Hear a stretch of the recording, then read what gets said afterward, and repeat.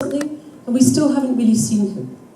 We've only seen just his lips moving a little bit, and we've seen the point of view that he has on the world, but we haven't seen his body. And I'm going to just talk a little bit about that decision, and I'm also going to talk about other decisions that led to this little tiny opening being the way that it is. And first of all, I want to go back to the first thing that I said, which is sometimes I have a reluctance to enter another's suffering when making a film like this. Because I have so many questions of, do I have a right to turn the camera on?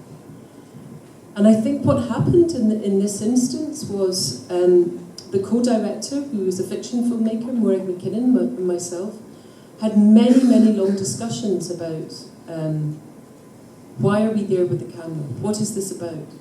What motive do we have for turning it on as soon as we go into his room? And instead of sort of deciding not to make the film because of those questions, we decided to use those questions to motivate what the camera does. So I guess the question was, what is it like to be you, Neil? His name was Neil.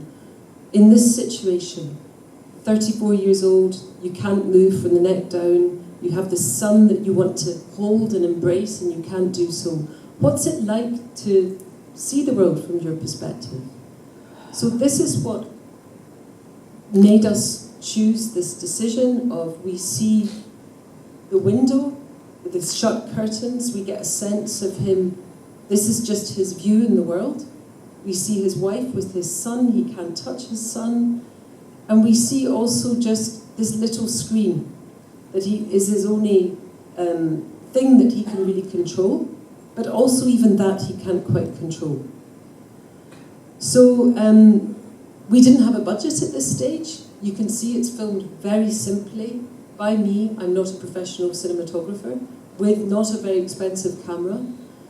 But I think what happened, or what had to happen, was because we didn't have money at that stage and because things had to happen really quickly, everything had to be about how we frame. So everything became about the meaning that we put within the camera frame and the decision that the camera frame makes about whether it's tight, whether it's wide, whether it sees his face, whether it doesn't see his face. So, in a way, the job of editing already started by the time we picked up the camera. And the job of editing was very much about, as I said, in that stage of really trying to enter the body. Because for me, I think filmmaking is very much not just about the mind and the heart, but I think it's so much about this. When you come to the cinema, you bring your bodies. You watch the film with your body. And in a way, I wanted to have a sense of, from a sensorial point of view, what is it to be you?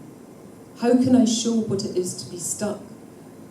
So of course some of the filming is stuff that we did at the time, but I'm sure you clever people can spot, yeah, but that wasn't done at the time.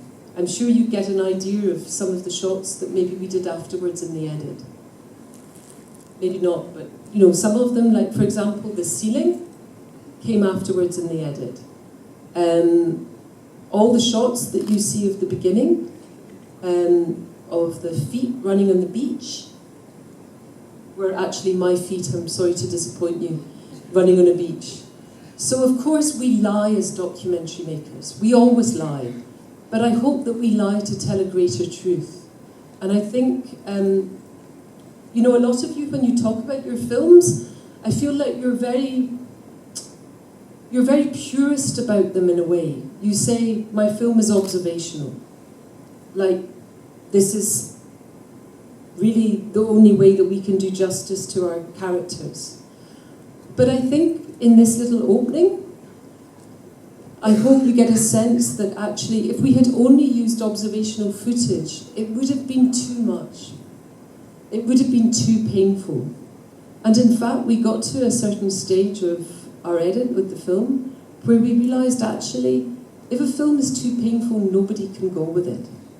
So this made us actually use other aspects of his life in a way right from the start. So I'm just going to press play and carry on and show you a little bit more, just to show how we had to deal with who he was. I think you'll notice that some of the filming isn't amazing. And often as directors, I know that if we've shot things ourselves, we're very precious about not using something that isn't as good as it can be. But sometimes you just have to. Because sometimes actually the energy that it communicates about emotion or about the story is actually more important than your ego about whether you've got the best shot in the world. So I'm going to just show you just a little bit more and show how we actually managed to deal with his suffering a little bit. So is that okay? Or do you want to ask a bit more questions with regard to the clip? We see that there's a kind of a very beautiful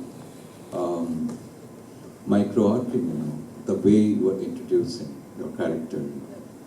Like, I think you have used this, his own home video on Twitter. That's the one close-up is coming in the beginning. And as if it's just feeling the weight, you know, and there's a chit-chat, you know, that's the bit, you know. But it's a kind of we see that when you come home, the curtain, wife opens the curtain, you see the kids, and you see the machines, you know, and you introduce, you know, that he says, I am blah blah blah, victim of what is this, motor neurosis, you know, and he's also a blogger that you introduce, you know, and it's being translated in the computer, and then it's beautiful that the wife comes with a kid, you know, yes. Ask her, then with the machine, you know, yes. And in the soundtrack, it's breathing, it's extremely dramatic for me. So there's a kind of, you had a choice that is almost a pre-decisions that how we are building up the scene, you know. That's right. So it's beautiful micro-arting with the knee, and it's a very good way of gradually you are introducing your character, yes. But hiding certain things, you know, right. Keeping something away from us. Right. But with the sound, with the very structured yes. way, you give us a kind of anticipations about the character, what yes. he has been going through, and then we see the very big close-up with the lips. Yes.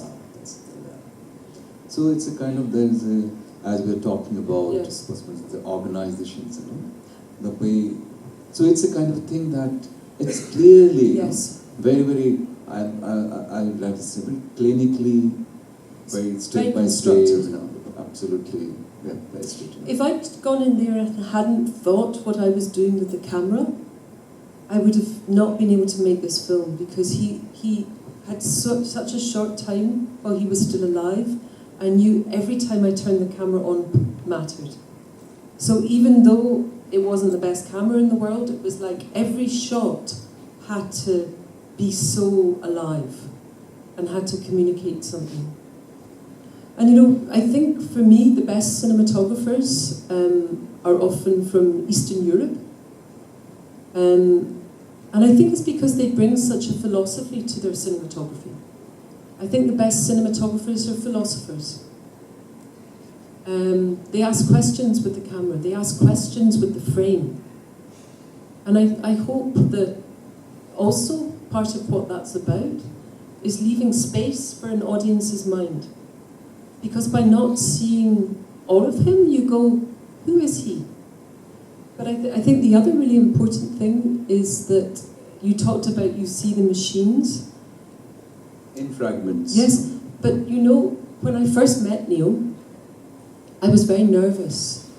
I think I don't know if some of you who've entered situations of quite intense suffering can identify with that, but I remember walking into this room and hearing this sound of the breathing. And he was sitting in the corner on that big chair, and it felt like he was half machine, half man. And in a way, his humanity had become eaten up by this machine. And so I had a sense of, as soon as you see that, you feel alienated. So part of our mission in the film was how to liberate the inner mind and not see reality as just the body, but as the mind and the soul. Because interestingly, when he writes the blog, he communicates with such freedom. And in fact, going back to the observational thing, if we had just based the film on the material of him as a body, going through what he went through, the film would have been unbearable. You wouldn't have felt anything. You would have just felt too much, too much. So this question of how we enter the inner world of the character is not just through the eyes, I think. I think it's also through all kinds of other means. And in fact, the first time we met him, I said to him, Neil, how should we film you? And he said, always the architect. I think you begin the film with the sound of breathing, and then I'll die and you end when the breathing machine turns off. And of course we ended up doing what he suggested, but... that's what we did also. We did do that. But I was just going to say about the blog, about when he says, I am Neil, when he writes these words, the fact that he had a voice gave him power. And I think one of the things about filming people who are suffering is that the camera can rob them of power sometimes. And so the ethical question of how do I give you power back on the screen becomes a question not just of ethics, but a question of aesthetics and a question of actually what then motivates not only the camera, but the edit, the choice of the blog, the choice of writing, everything. So as soon as we thought we're going to use this blog, as filmmakers we felt liberated because we could use other images, like the feet running. This computer screen definitely they have shot later. The computer screen of him doing the blog like I am Neil, no, not the I am Neil bit we shot later, in fact graphic designer did it all. And we edited his blog for that. But the other bit is the live bit of him being frustrated with the machine. Of course. Yeah. So now we just play the next little bit, just to show you this sense of what we had to do to really deal with to not make a film that was too intense and unwatchable. So let's have a look at the next bit. Lights off.